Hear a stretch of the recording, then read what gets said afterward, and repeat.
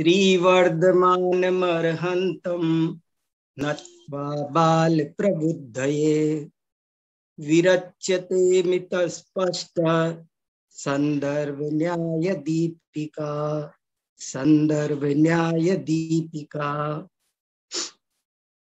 जैन न्याय ग्रंथों में जो एक अत्यधिक दैदीप्यमान है अपने कुछ गुणों के कारण, ऐसे न्याय दीपिका ग्रंथ को हम लोग बहुत समय से पढ़ रहे हैं और पिछले करीब 1.5 महीने से मेरा स्वास्थ्य खराब हो जाने के कारण ये कक्षा रुक गई थी।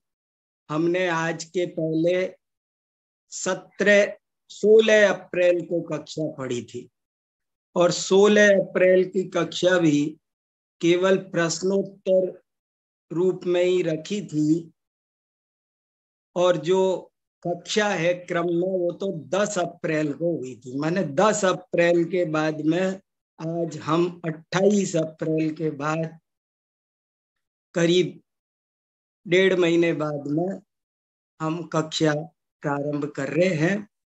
संदेश जी ने इसीलिए बहुत अच्छी भूमिका बनाई है कि अब तक हमारा क्या क्या विषय हुआ और उस विषय में उन्होंने बताया कि हम अनुमान तक आ गए।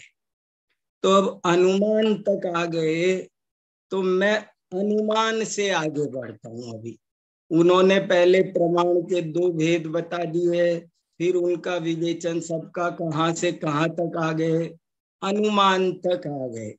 तो अब अपन थोड़ा सा इसको रिवीजन करने के लिए और यहाँ हमारा मन अच्छे से लग जाए, इसलिए अनुमान से थोड़ी सी बात प्रारंभ करते हैं। देखो, न्याय शास्त्र में अनुमान शास्त्र का सबसे ज्यादा महत्व है।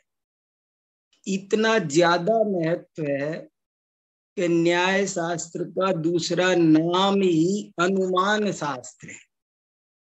जिसने अनुमान को नहीं पढ़ा उसने और सब विषय पढ़ भी लिए हों तो समझो उसको न्याय का ABCD भी नहीं आता। न्याय विद्या का प्राण ही अनुमान विद्या है। लेकिन ये अनुमान होता क्या है, इसे बहुत सावधानी से हमको आपको समझना है।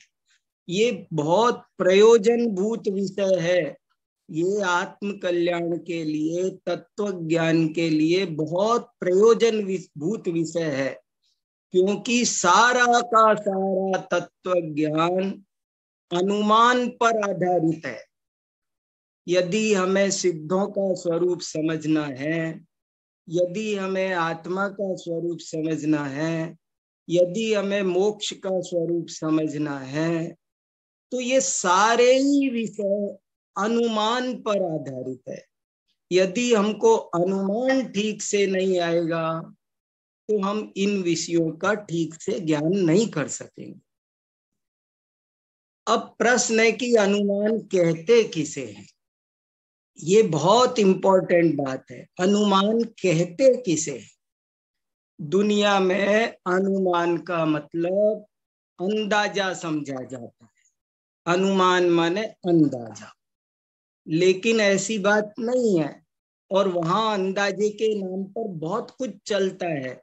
लोग कुछ भी बोल देते हैं और फिर कहते हैं कि मेरा अंदाज, हम बोल देंगे आज बारिश होगी और नहीं हुई तो कह देंगे वो तो मेरा अंदाजा ही तो था।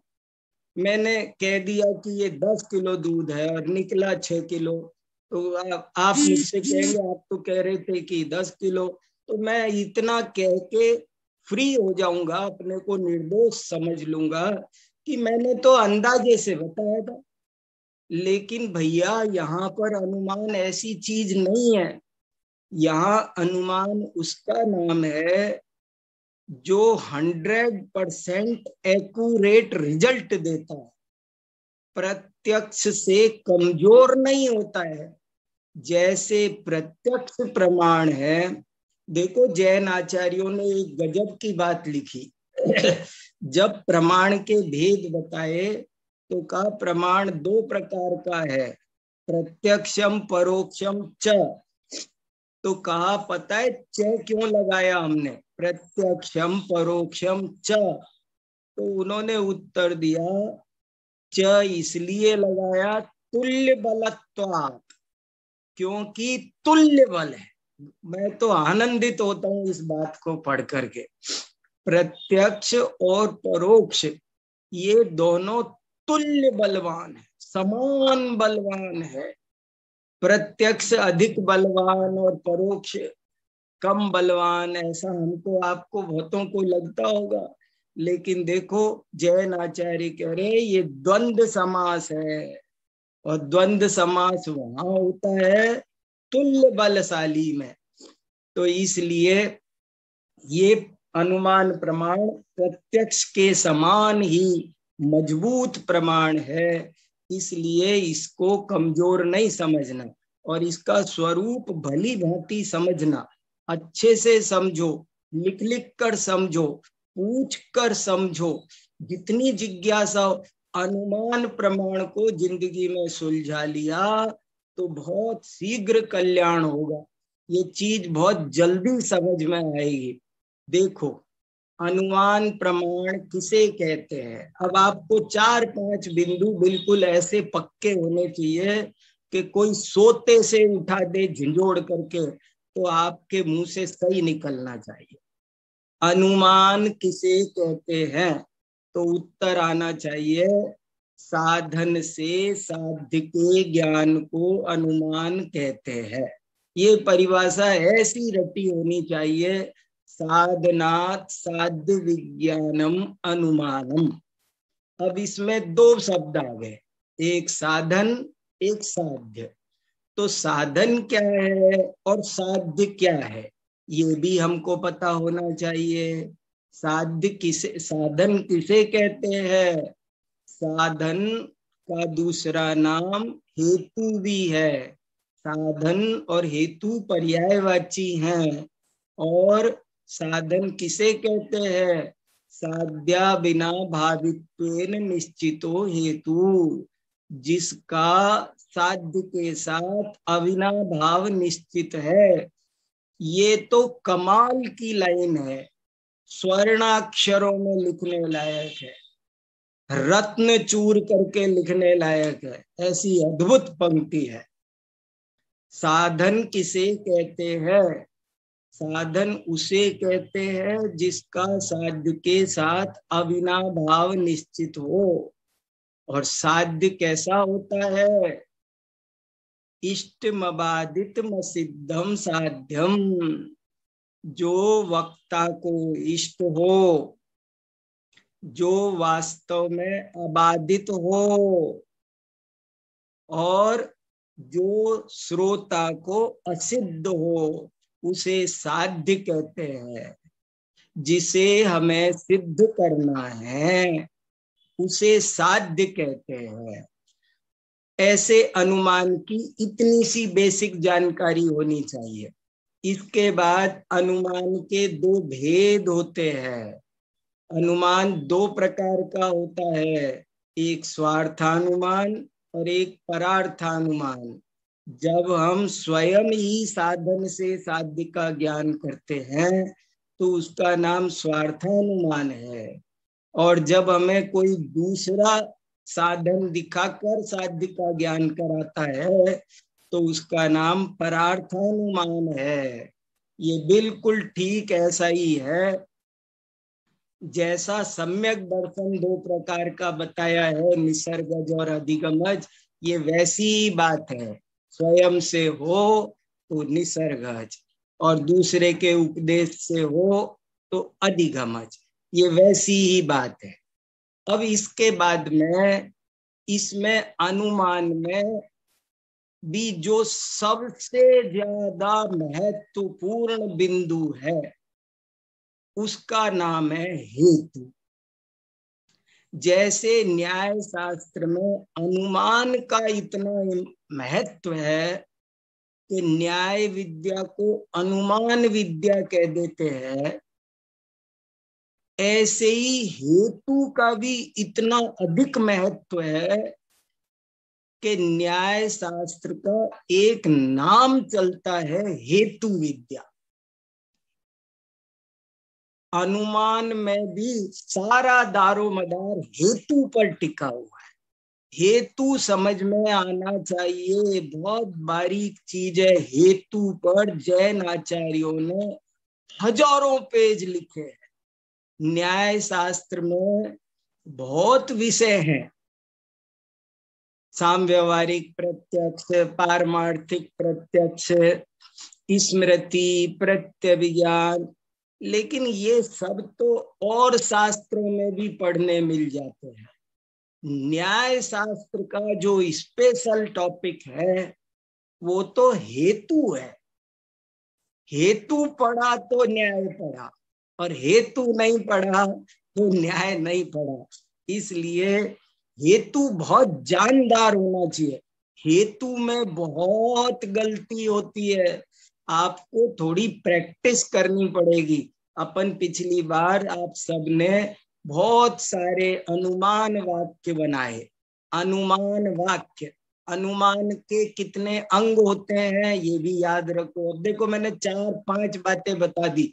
हो सकता है मैं आपसे प्रश्न पूछ लूं या संदेश जी पूछ लें अंत में। 5 प्रश्न हो गए। अनुमान किसे कहते हैं? नंबर 2, अनुमान कितने प्रकार का होता है? नंबर 3, अनुमान के कितने अंग हैं? और अंग में की बात आएगी तो एक बात और आएगी, वीतराग कथा किसे कहते हैं और विजिगीषु कथा किसे कहते हैं? क्योंकि अनुमान के वीतराग कथा में 5 अंग हो सकते हैं, लेकिन विजिगीषु कथा में 2 ही अंग होते हैं, प्रतिज्ञा और हेतु। और ये भी ध्यान रखना, ये भी पूछा जाएगा आपसे कि वीतराग कथा और विजिगीषु कथा का क्या मतलब है, तो आपको उत्तर देना है।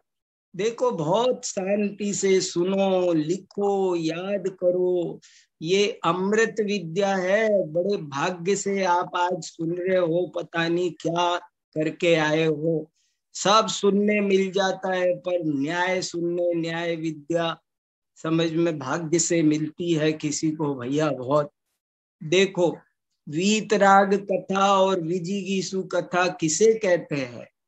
जब कोई गुरु शिष्य या दो कोई मित्र साधर्मी प्रेम भाव से, वात्सल्य भाव से, बिना हार जीत की अभिलाषा रखे, तत्व समझने की भावना से बातचीत करते हैं, तो उसे वीतराग कथा कहते हैं।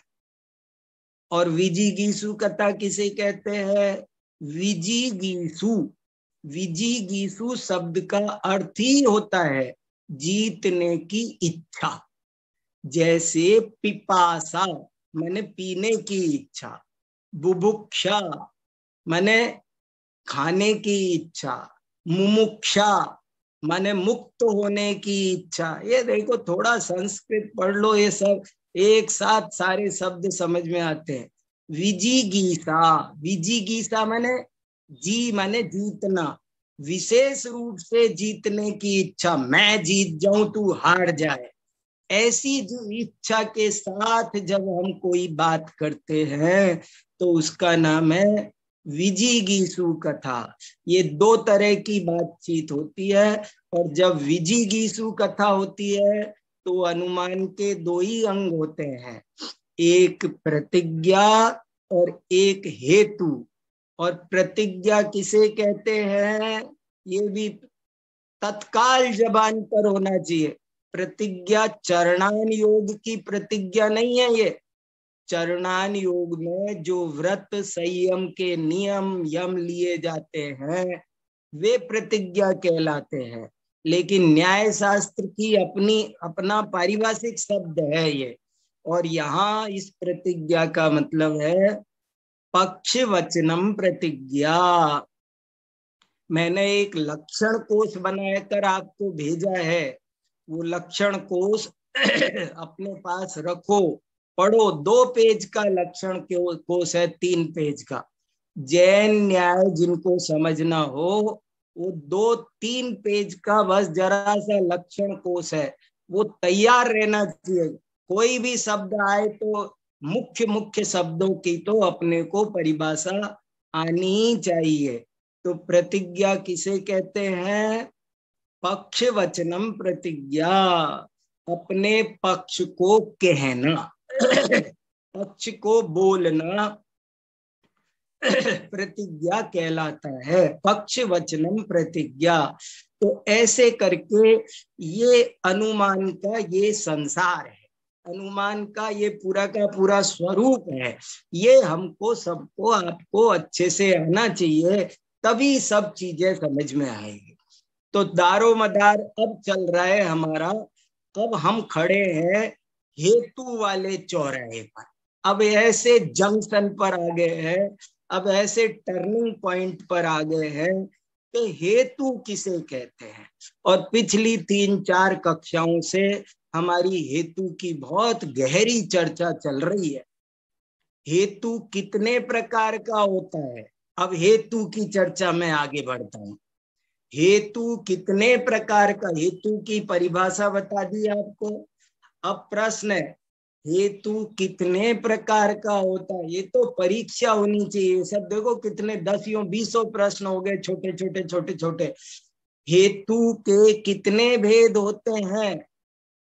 तो उत्तर है, आप अपने मन में सोचते जाना कि मुझको आता है कि नहीं, मैं कितना कमजोर। हम पूछ नहीं रहे आपसे, लेकिन आप अपने आप से पूछते जाना कि ये प्रश्न पूछा है, इसका उत्तर आता है कि नहीं आता मुझको।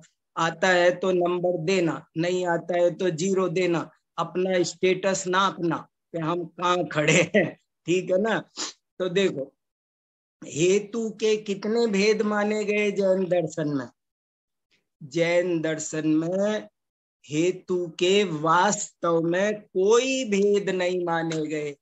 जैनाचार्यों ने ठोक ठोक करके ये बात सिद्ध की है 50 पेजों में कि हेतु एक ही प्रकार का होता है, अन्यथा अनुपत्ति रूप।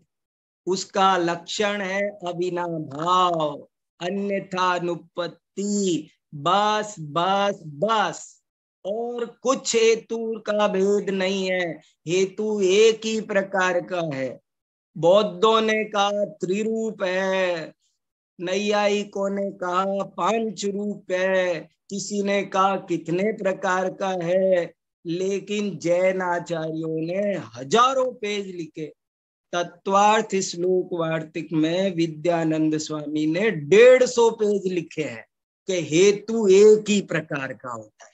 इस बात को समझाने के लिए 150 पेज लिखे कि हेतु के कोई भेद नहीं होते, हेतु एक ही प्रकार का होता है। और क्या एक प्रकार का, और बड़ा गजब का आपको श्लोक याद कराया था। मैं बोलता हूं, आप आनंदित होगे, रस लो उसका। देखो क्या श्लोक याद किया था हमने। आई क्षेत्र में जो पार्श्वनाथ भगवान की प्रतिमा के ऊपर लिखा हुआ है, वो महान श्लोक न्याय शास्त्र का मूलाधार है। पूरे न्याय शास्त्र जिस पिलर पे खड़ा है, वो श्लोक बताओ। कभी हम आपसे ऐसे पूछेंगे, एक ऐसा श्लोक बताओ जिस पर पूरा न्याय शास्त्र खड़ा हुआ है, तो आपको ये श्लोक सुनाना है। अन्यथा अनुपपन्नत्वं यत्र तत्र त्रयेण किम, नान्यथा अनुपपन्नत्वं यत्र तत्र त्रयेण किम, अन्यथा अनुपपन्नत्वं यत्र किम तत्र पंचवी, अन्यथा नान्यथा अनुपपन्नत्वं यत्र किम नात्र पंचवी। जहां अन्यथा अनुपत्ति है, वहां 3 हो, 4 हो, 5 हो, नहीं हो, उनसे कोई फर्क नहीं पड़ता। एक अन्यथा अनुपत्ति ही पर्याप्त है।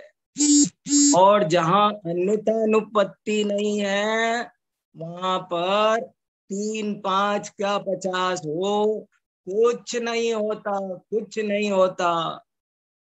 एक पेड़ पर छत्र चूड़ामणि में कहावत आती है, अलम का सहस्रेभ्यो एक एव दृसद भवेत।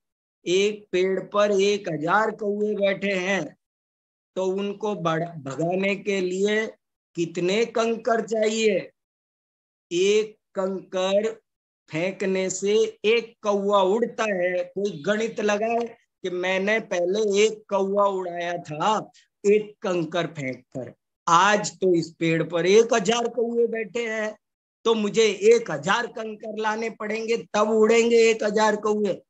बोले नहीं, 1000 कौवे भी एक ही कंकर से उड़ जाएंगे। अलम काक सहस्रेभ्यो एक एव दृसद भवेत। 1000 कौवे उड़ाने के लिए एक ही कंकर काफी है। वो कह रहे थे बौद्ध और नई आई, बोले साहब पक्ष सत्य चाहिए, सपक्ष सत्य चाहिए, विपक्ष व्यावृत्ति चाहिए, असत प्रतिपक्षत्व चाहिए, अबाधित विषयत्व भी सर बहुत जरूरी है। और यदि हम नहीं मानेंगे तो बहुत सारे दोष आएंगे, उलझ जाएंगे। तो कहा कि ऐसी बात नहीं है, एक अन्यथा अनुपत्ति काफी है। एक अन्यथा अनुपत्ति रहेगी तो कोई दोष नहीं आएगा, और एक अन्यथा अनुपत्ति नहीं रही तो बहुत दोष आएंगे। तो देखो विषय थोड़ा सा नीरस हो सकता है किसी को लगे, क्योंकि ये कोई संसारी जीव को अनादि काल से राग रंग की रुचि है, तो वैसी कोई चर्चा करो तो इसको आनंद आता है। मगर ये तत्व ज्ञान की गहरी बात है, बहुत मुद्दे की बात है, इसको समझना बहुत ज्यादा जरूरी है। हेतु क्या है? हमारा सारा का सारा तत्व ज्ञान हम तब तक ठीक से नहीं कर पाएंगे जब तक हमको अनुमान ठीक से समझ में नहीं आएगा। अनुमान में भी अनुमान वाक्य जब बनाते हैं, अनुमान वाक्य माने जिसमें एक प्रतिज्ञा होती है और एक हेतु होता है, उसे अनुमान वाक्य कहते हैं। याद रखो, अनुमान वाक्य किसे कहते हैं? जिसमें एक स्टेटमेंट होता है, प्रतिज्ञा माने एक स्टेटमेंट होता है और दूसरा उसका लॉजिक होता है, बस इसका नाम अनुमान। जैसे उदाहरण के तौर पर यही याद रखो, यह पर्वत अग्नि वाला है क्योंकि धूम वाला है, बस। तो यह पर्वत अग्नि वाला है। जिनको प्रतिज्ञा हेतु इनकी परिभाषाएं ठीक से अभी याद नहीं हो रही शुरू में, उनको ये उदाहरण एक मैंने पक्का कहा था, एक उदाहरण तो पकड़ के रखो। जैसे यह पर्वत अग्नि वाला है, ये क्या हुआ? प्रतिज्ञा। ये मेरा स्टेटमेंट है, मैंने बोला कि पर्वतोयम वन्यमान, ये पर्वत अग्नि वाला है। क्यों है? क्योंकि धूम वाला है। तो ये जो मैंने क्योंकि बोला ये मेरा हेतु है। एक होता है, इस दोनों को मिला करके अनुमान वाक्य कहते हैं। जब प्रतिज्ञा और हेतु दोनों मिलाकर एक वाक्य बनाया जाता है तो उसका नाम है अनुमान वाक्य। अब यहाँ पर क्योंकि वाला जो वाक्य है उस पर बहुत दारोमदार है। वो गलत हो गया तो सब गलत है, वो सही हुआ तो सब सही हुआ। इसलिए क्योंकि वाला मतलब हेतु वाला पक्ष अच्छे से समझना जरूरी है, और वो टॉपिक हमारा चल रहा है। तो जैनाचार्यों ने हेतु के कितने भेद माने? वास्तव में जैनाचार्यों ने हेतु के कोई भेद नहीं माने। हेतु तो हेतु है, एक ही तरह का होता है। लेकिन अगर भेद करना ही है तो उन्होंने कहा हेतु दो तरह का होता है, एक पॉजिटिव एक नेगेटिव। हो गया, खेल खत्म। अगर आपको भेद करना ही है तो उन्होंने कहा हेतु के दो भेद कर लो, एक विधि रूप हेतु और एक निषेध रूप हेतु। हो गया, पॉजिटिव भी हो सकता है हेतु, निगेटिव भी हो सकता है, बस खेल खत्म। अब हमको और भेद नहीं करने। देखो, ऐसे ऐसे आचार्यों ने बहुत बढ़िया बढ़िया बातें समझाई है, कितना सरल किया है, कितना उपकार किया है। तो इस चीज को हम सब अच्छे से समझें। अब हेतु की बात जब पूरी हो गई तो हेतु को समझना समझाना बहुत जरूरी है, इसलिए हेत्वाभास भी समझा रहे हैं। हेतु में हेतु बनाना हमको अच्छे से आ जाए। जैसे हमने बच्चे से कहा, बेटा नीचे जाओ संतरा लेके आओ फल की दुकान से, तो हमने फल की दुकान पर संतरा लेने भेजा। अब उसको समझा रहे, एक मिनट सुनो, ये मत ले आना, ये मौसमी है, मैं मौसमी नहीं मंगा रहा हूँ, संतरा मंग, ये मत लाना, ये सेब फल है। क्यों? गलती की कोई संभावना शेष नहीं रहनी चाहिए, इसीलिए हेतु में गलती की कोई संभावना न रहे, इसलिए हेतु समझा दिया, कस कस कर समझा दिया, बहुत विस्तार से और गहराई से समझा दिया। लेकिन फिर भी और कोई गलती की संभावना न रह जाए, इसलिए हेत्वाभास भी समझा रहे हैं। हेत्वाभास की परिभाषा सुनाओ। हेत्वाभास किसे कहते हैं? अपने आप को सुनाओ, पक्का करो। साक्षात क्लास में बैठे होते तो बात अलग होती है, पर अभी ज्यादा डिस्टर्ब नहीं करता। पर आप बहुत सरल परिभाषा, हेतु लक्षण रहिता हेतुवद अवभासमाना हेत्वाभासा।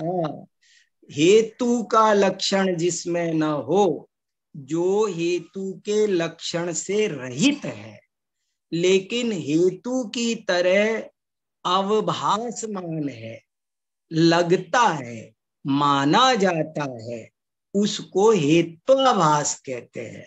और इतनी प्यारी परिभाषा है कि आप किसी भी आभास की दुग्धाभास, मनुष्याभास, आगमाभास, आप्ताभास, कुछ भी बनाओ, सब धर्माभास, तीर्थाभास। तीर्थाभास माने तीर्थ लक्षण रहिता तीर्थवद अवभासमानः तीर्थाभास। जो तीर्थ नहीं है लेकिन तीर्थ जैसे लगते हैं, जो तीर्थ जैसे अज्ञानियों को लगते हैं, जिनको कोई तीर्थ मानते हैं पर वे तीर्थ वास्तव में नहीं है, उनको तीर्थाभास कहते हैं। ऐसी, अब देखो इससे क्या सरल, जैन आचार्यों की बहुत बड़ी विशेषता है सरलता। वे सरलता के बहुत ज्यादा पक्षधर हैं। कभी इस पर, कभी 1 घंटे इस विषय पर बात करेंगे। जैन आचार्यों की प्रमुख विशेषता सरलता, इस हेडिंग पर एक व्याख्यान कर सकता हूं मैं 1 घंटा, बहुत कई बातें जोरदार है। तो जैन आचार्य देखो कितनी सरल परिभाषा बना रहे हैं, हेतु लक्षण रहिता हेतुवद अवभासमाना हेत्वाभासा। तो ये हेत्वाभास क्या होता है और ये कितने तरह का होता है, इसकी चर्चा हमारी चल रही है न्याय दीपिका में 3रे परिच्छेद में, पैराग्राफ नंबर 62, 63, 64, 65, 4 पैराग्राफ। हेत्वाभास का वर्णन कहाँ मिलता है? न्याय दीपिका के 3रे प्रकाश में पैराग्राफ नंबर 62, 63, 64, 65 किताब है। वे लोग किताब जरूर देखना, बाद में देखना, अभी देखो, पर देखोगे तो आनंद आएगा। 4 पैराग्राफों में हेत्वाभास का वर्णन है, और जिनमें से एक 62 नंबर का पैराग्राफ हमने पढ़ लिया था, और 63 में से हमको पढ़ना है। तो मैं 63वां पैराग्राफ पढ़ता हूं, लेकिन 62वें का सारांश भी आपको बाद में जरूर बताऊंगा। देखो क्या कहा वो अभी बता देता हूँ, पहले बता दे। पहले 62वें पैराग्राफ का और सारांश सुन लो, फिर मैं 63वां पैराग्राफ अब अपन पढ़ेंगे। अब पढ़ाई शुरू करेंगे। आपको आधा घंटे भूमिका बनवाने में मैंने लगा दिया। ये रिवीजन जरूरी था, बहुत जरूरी था। ये जितनी बार करोगे, बार बार रिवीजन करने से ये चीजें पक्की होगी। क्या कहा देखो 62वें पैराग्राफ में। पैराग्राफ माने अनुच्छेद, और तीसरे चैप्टर माने परिच्छेद। ये भी याद रखो, अनुच्छेद माने पैराग्राफ, परिच्छेद माने अधिकार, अध्याय। फर्क है।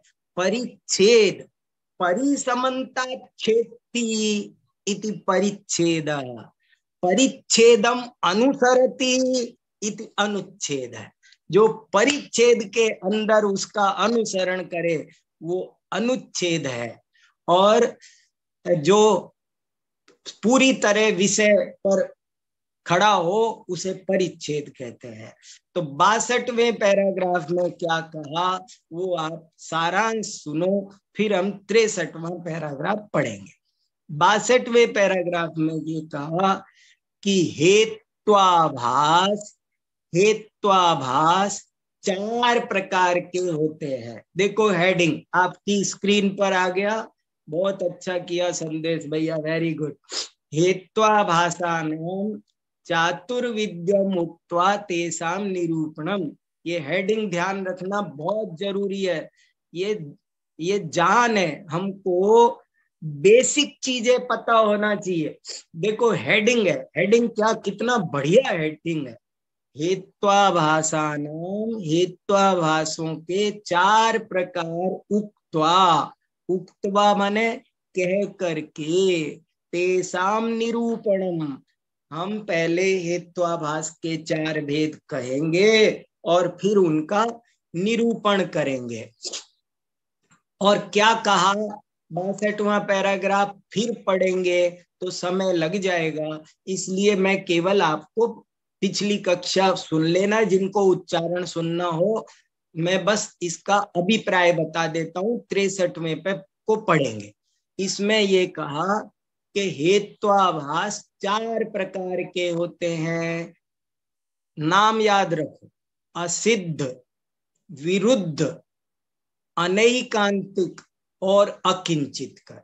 देखो हेतु एक ही तरह का है, लेकिन हेत्वाभास 4 तरह का।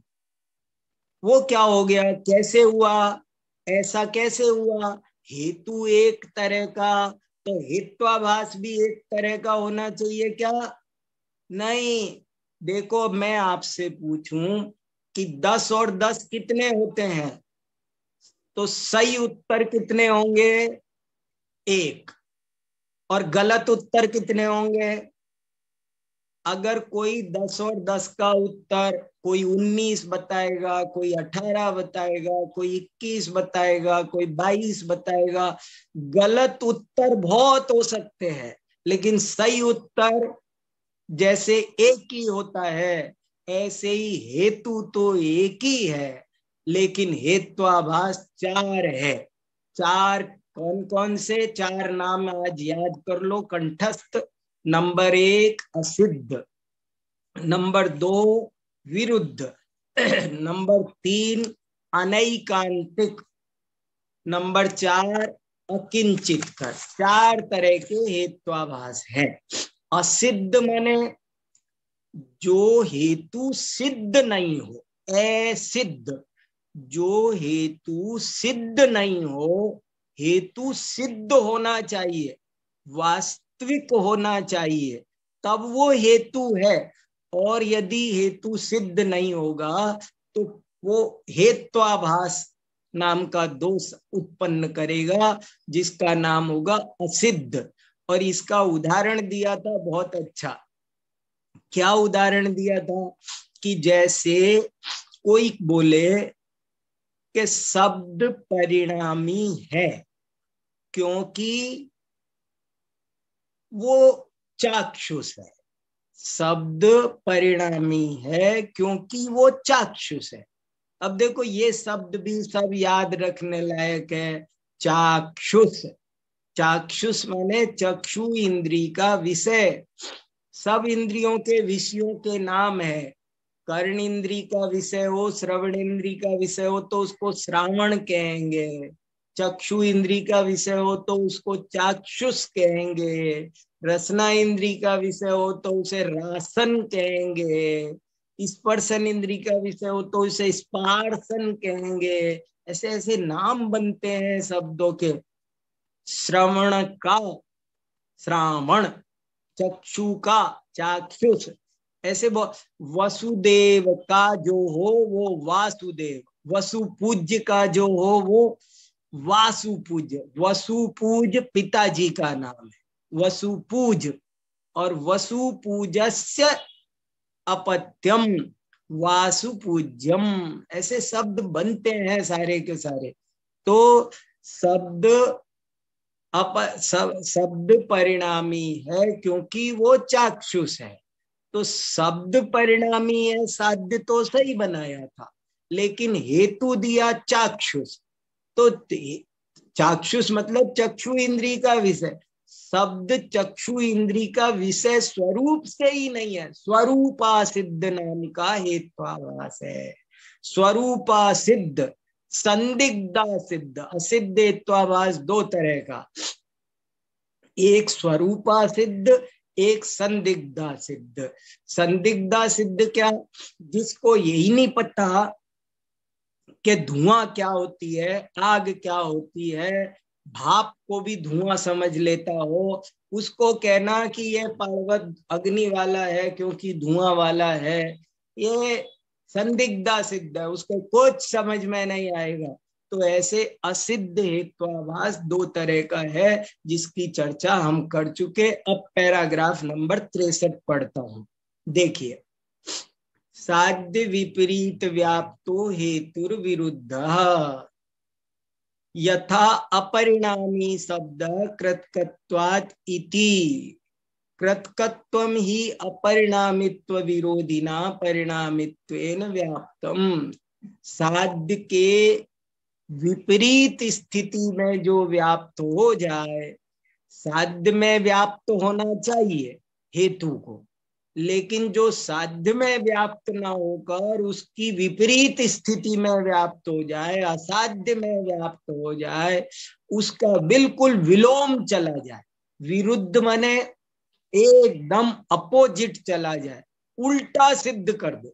सिद्ध करना, जो सिद्ध करना चाहिए उसकी बजाय उल्टा सिद्ध कर दे, एकदम उल्टा कर दे, उसको कहते हैं विरुद्ध नाम का हेत्वाभास। यथा से समझो, यथा माने जैसे। अपरिणामी शब्द, देखो ए जुड़ा हुआ है ना, ध्यान रखना बराबर। यथा अपरिणामी शब्द, देखो संस्कृत भी थोड़ा आना बहुत जरूरी है। देखो मैं ज्यादा जोर तो और क्या दूं, लेकिन एक बार संस्कृत आ गई तो बहुत लाभ होगा।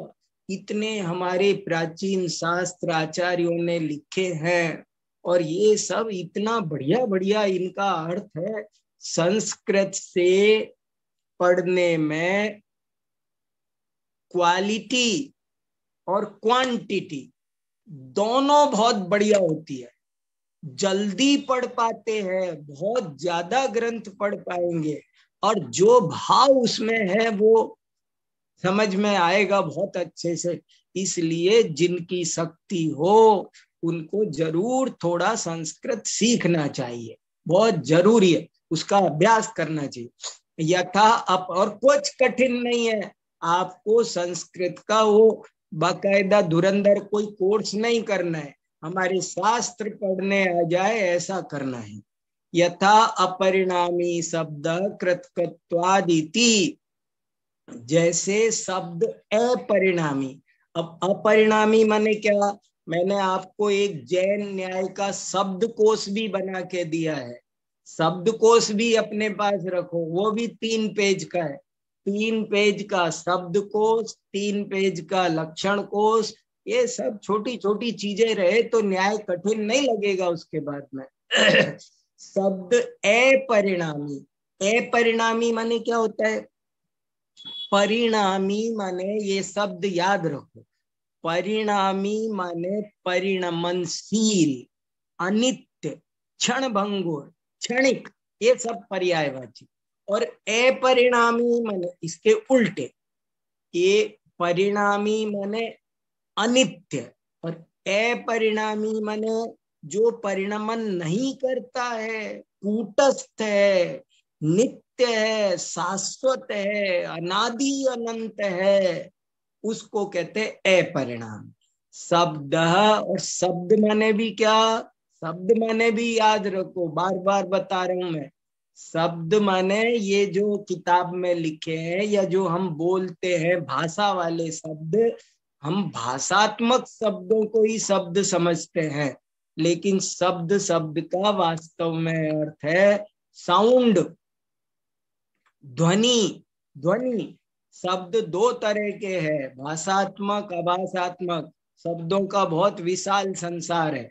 तो शब्द माने ध्वनि, आवाज। ये कोई भी आवाज होती है, ताली से भी ये भी हुई, तो मैं जो बोल रहा हूं वो तो शब्द है ही, लेकिन जो पशु पक्षी बोल रहे हैं वो भी शब्द है। और कोई ये बादल गरजते, ताली बजती है, ये भी शब्द है।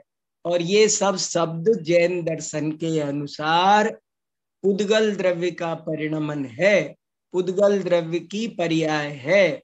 और पर्याय हमेशा अनित्य होती है, एक समय की होती है, क्षणिक होती है।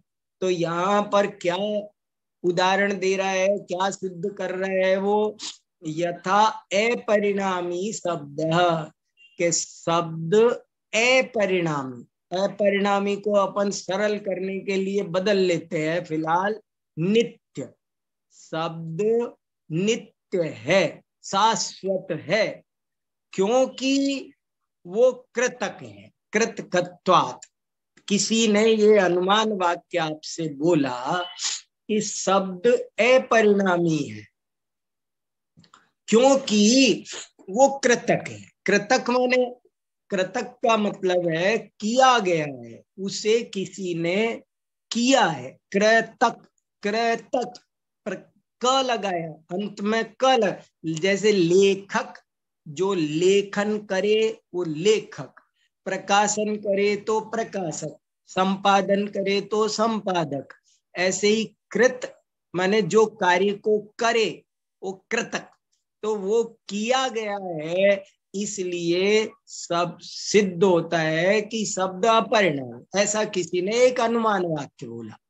तो जैन आचार्य कह रहे हैं कि यहाँ जो ये कृतक हेतु दिया गया है कि क्योंकि वो कृतक है, ये कृतक हेतु तो विरुद्ध है, इसमें विरुद्ध नाम का हेत्वाभास आता है, ये सच्चा हेतु नहीं है। क्यों? क्योंकि ये विपरीत बात सिद्ध कर देता है। शब्द को वो सिद्ध क्या करना चाहता है? नित्य। और कृतक से तो ये सिद्ध हो रहा है, कृतक कहने से ये सिद्ध हो गया कि शब्द तो अनित्य है, जिसको किया है वो अनादि अनंत कैसे हो सकता है, नित्य कैसे हो सकता है? तो कृतकत्वम ही, देखो कितना अच्छा संधि हो रही है ना? इको यणची, ई का यह हो गया, कृतकत्वम ही अपरिणामित्व विरोधिना। 3 4 5 संधियां हैं, 4 5 समास है। इतने से समझ में आ जाए तो सब संस्कृत एक दफे मैंने हमारी शास्त्र सभा में 1 महीना पढ़ाई थी। 1 महीने में सबको संस्कृत आ गई, सब शास्त्र पढ़ लेते संस्कृत।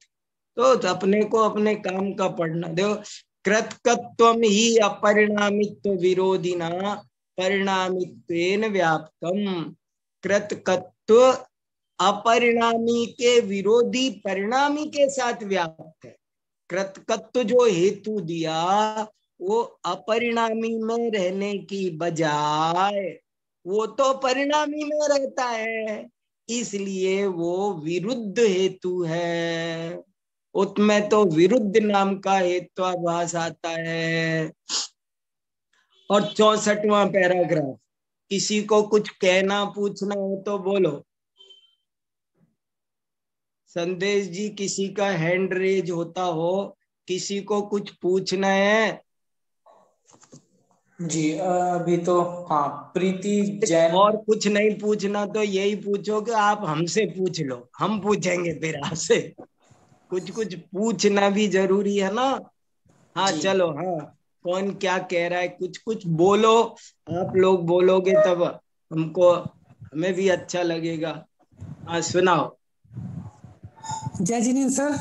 हाँ जय जिनेन्द्र, बोलो आशीष जी। हाँ सर, ये प्रीति का नहीं सर, मेरा है। हाँ भाई वो उदय शाम को है ना, उसकी भक्तमय स्तुति क्लास अटेंड की थी, उसका नाम से लिखा हुआ गया। अरे आवाज नहीं आई आपकी मुझको, थोड़ा सर, जोर से। हाँ शाम उसने भक्तमय स्तुति क्लास अटेंड की थी, हाँ इसलिए प्रीति का नाम लिखा हुआ गया। हाँ मैं पूछना चाह रहा था सर, आपने ये बताया था कि साध्य के है ना तीन तीन लक्षण है। हाँ एक तो वक्ता को इष्ट, हाँ और श्रोता को असिद्ध। हाँ सर तीसरा भूल गया मैं। हाँ, एक तो 3 लक्षण बताए थे, या लक्षण शब्द हटा दो, 3 विशेषता बताई। साध्य का लक्षण एक ही है, लेकिन उसकी विशेषता 3 है। और वो कौन कौन सी है? कि वो श्रोता को तो असिद्ध होना चाहिए, जी सर। वक्ता को इष्ट होना चाहिए, और रियल में अबाधित होना चाहिए। वो अपने आप में 3 चीजें हैं। देखो, आप मुझसे कहो कि आप सिद्ध करो, और मैं कहूँ मुझे नहीं करना, मुझे आज अब मैं काम कर रहा हूँ, मुझसे बात मत करो, नहीं नहीं समझाना पड़ेगा, नहीं ये नहीं चलेगा। तो वक्ता को वो इष्ट होना चाहिए, और श्रोता को वो असिद्ध होना चाहिए। श्रोता को अगर सिद्ध है, मैं कहूं कि मैं आपको समझा रहा हूं आज शुक्रवार है, तो आप कहोगे नहीं नहीं नहीं, मैं आज आपको 1 घंटे ये समझाऊंगा कि आज शुक्रवार है। आप कहोगे हम मानते हैं, हमको नहीं समझना, क्यों हमारा 1 घंटा खराब कर रहे हो? नहीं नहीं मैं तो समझा। तो वो श्रोता को असिद्ध होना चाहिए, वक्ता को इष्ट होना चाहिए, और जो चीज सिद्ध करनी है वो सिद्ध होने लायक भी होनी चाहिए। Thank you very much sir. अद्भुत समाधान इतनी सरलता से आपने दिया। अब अगले और बताओ प्रज्ञा राजा, प्रज्ञा भी सुन रही। कक्षा शुरू हुई, अरे कोई ये तो बोलो, कक्षा शुरू हुई तो खुशी हो रही कि नहीं हो रही? बहुत खुशी हो रही है। हाँ हाँ ठीक है। मैं तो 10 मिनट पहले ही आके बैठ गई थी, मैं कही कोई बात नहीं है, नहीं आता तो न सही लेकिन सुनूंगी तो। और मुझे तो इतनी खुशी हो रही थी कि आप स्वस्थ होके आ रहे हैं, बहुत खुशी अरे हो रही जैसे थी। आप लोग इंतजार कर रहे थे ना, ऐसे मैं भी इंतजार कर रहा था। और मैंने देखा कि 9 तारीख को ही ना आपकी लास्ट क्लास हुई थी, और 9 तारीख को ही आप भाई जी के साथ यूनिवर्सिटी गए थे। हाँ सही है, कोई बात नहीं, जैसा होना था वैसा हो गया, कोई बात नहीं, चलो। हाँ, और किसका हैंड रेज है? संदेश ये जी जो देखना। ये गुरुजी, ये जो लास्ट में आपने बताया ना सच्चा हेतु नहीं, ये मुझे कर्तव्य ये वाला नहीं समझ में आया कुछ। क्या, कौन सा? ये विरुद्ध? लास्ट में जब बताया था ना कृतज्ञ के विरुद्ध सच्चा हेतु नहीं है, ये देखो सुनो सुनो सुनो, हाँ। एक अनुमान वाक्य बोल रहा हूं मैं, फिर से सुनो, इस चीज को पकड़ लो, अनुमान वाक्य को पकड़ लो, ये तुम बहुत बड़े वो बन जाओगे, न्यायाधीश, सुप्रीम कोर्ट के जज बन सकते हैं न्याय शास्त्र पढ़ के, ये मजाक नहीं है। जैसे गुरुजी आपने अनुमान वाक्य बताया, ये पर्वत अग्नि वाला है क्योंकि धूम वाला है। हाँ, ये अनुमान वाक्य है। अब यहाँ कौन सा अनुमान वाक्य दिया वो सुनो। यहाँ इसने अनुमान वाक्य दिया कि शब्द अपरिणामी है। ये परिणामी और अपरिणामी समझ में आ गया सबके, इसको पक्का समझ लो। परिणामी माने परिणमनशील, पर्याय की जैसे, क्षण भंगुर, एक समय का। और अपरिणामी, अपरिणामी माने ध्रुव, शाश्वत, कूटस्थ, नित्य, अनादि अनंत। तो कोई बोल रहा है आपके सामने, आपसे कह रहा है, किसी ने आपसे कहा और अब आपको उसे कहना है ठीक है या कहना है गलत है। बस ये देखो, उसने आपसे कहा शब्द अपरिणामी है क्योंकि वह कृतक है। शब्द अपरिणामी है क्योंकि वो कृतक। अगर कृतक शब्द भी आपको कठिन लग रहा हो तो शब्द दूसरा बदल के रखो, कृत्रिम। दुनिया में दो तरह की चीजें हैं, एक को कहते हैं नेचुरल, एक को कहते हैं आर्टिफिशियल। जैसे प्रतिमाएं, चैत्य, चैत्यालय दो तरह के होते हैं ना जी जी। इन प्रतिमा, भगवान की प्रतिमा दो तरह की होती है। हाँ। एक प्रतिमा कृत्रिम और एक प्रतिमा अकृत्रिम। क्या फर्क है दोनों में? कि कृत्रिम प्रतिमा उसको कहते हैं जो कृतक है, उसको किसी ने किया है। किसने किया छोड़ दो, वो जयपुर में बनी, नाठा के बनी, निकेतन के बनी, छोड़ो, पर किसी ने किया है तो उसका नाम है कृतक। और अकृत्रिम प्रतिमा माने जिसको किसी ने किया नहीं, जो अनादि अनंत है। ठीक है ना? तो यहाँ वो आपसे कह रहा है शब्द अपरिणामी है क्योंकि कृतक है। तो अब आप बोलो उसको क्या कहोगे? हाँ भैया ठीक है, मैं सहमत हूं तुम्हारी बात से। आपको उसे उत्तर देना है कि देखो भाई साहब, आपकी बात जो आप बोल रहे हो वो आपके ही हेतु से उल्टी जा रही है। आप कह रहे हो कि शब्द नित्य है क्योंकि उसे किसी ने बनाया है। तो क्योंकि किसी ने बनाया है तो वो अनादि अनंत हो ही नहीं सकता। बनाया है किसी ने, और देखो सुनो, किसी ने बनाया है, इसी से ये भी सिद्ध हो गया कि वो जो बना है जो वो नष्ट भी होगा। किसी ने बनाया, जातस्य ध्रुवम मृत्यु, जिसका जन्म हुआ है उसका गारंटी से मरण होगा, जिसका संयोग हुआ है उसका वियोग भी गारंटी। वो एक से वो उसके साथ जुड़ा हुआ है। तो जब उसकी उत्पत्ति हुई है, जिसकी उत्पत्ति होगी उसका नाश भी गारंटी से होगा।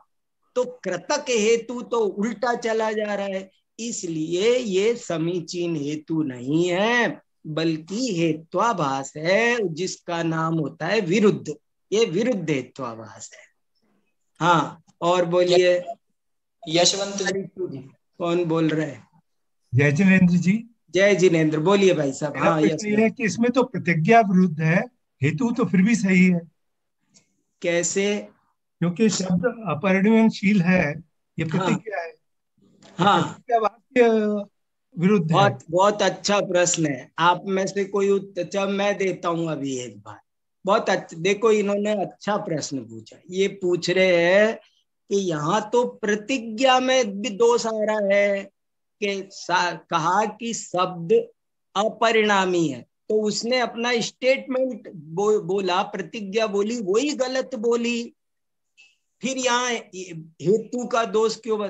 देखो अब इसका उत्तर सुनो ध्यान से। यहाँ हेत्वाभास का प्रकरण है, यहाँ हेतु के दोष समझाए जा रहे हैं, अभी प्रतिज्ञा के दोष नहीं समझाए जा रहे।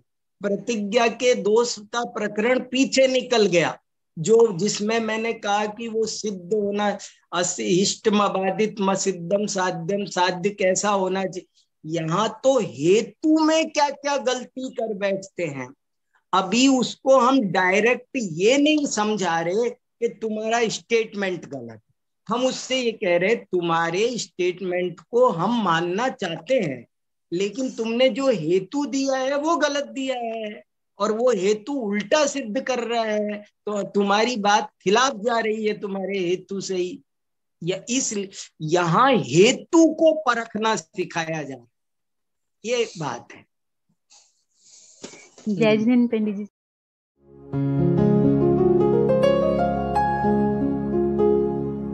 निज निधि निज में बताए, यह अनंत उपकार है उसके लिए जिन वाणी माँ को वंदना शत बार है, वंदना शत बार है, वंदना शत बार है।